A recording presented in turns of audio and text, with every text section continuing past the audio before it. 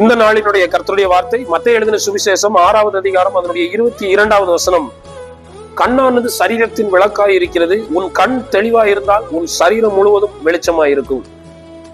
சரீரத்திற்கு வேதவசனம் சொல்லுகிறது வெளிச்சமாக, விளக்காக கர்த்தர் நம்முடைய கண்ணை வைத்திருக்கிறார். நம்முடைய பார்வைதான் நம்முடைய வாழ்க்கையில் பல தீர்மானங்களை எடுக்க உதவி செய்கிறது.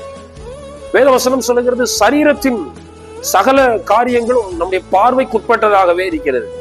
எனவேதான் இயேசு கிறிஸ்து சுவிசேஷத்தில் தம்முடைய ஜனங்களுக்கு போதிக்கும் போது சொல்லுகிறார், உன் கண் தெளிவாயிருந்தால், உன்னுடைய கண்ணோட்டம் தெளிவாயிருந்தால், உன்னுடைய பார்வை தெளிவாயிருந்தால், ஸ்தோத்திரம், உன் வாழ்க்கை முழுவதும் தெளிவாயிருக்கும். எனவே கண் தெளிவாயிருக்கட்டும், வாழ்க்கையும் தெளிவாயிருக்கும். கண் கெட்டதாயிருந்தால் வாழ்க்கை முழுவதும் கெட்டதாய் மாறிவிடும். எனவே தெளிவாய் பார்ப்போம், தெளிவான திட்டத்தை நிறைவேற்றுவோம். கர்த்தர் நம்மை ஆசீர்வதிப்பாராக. ஆமென்.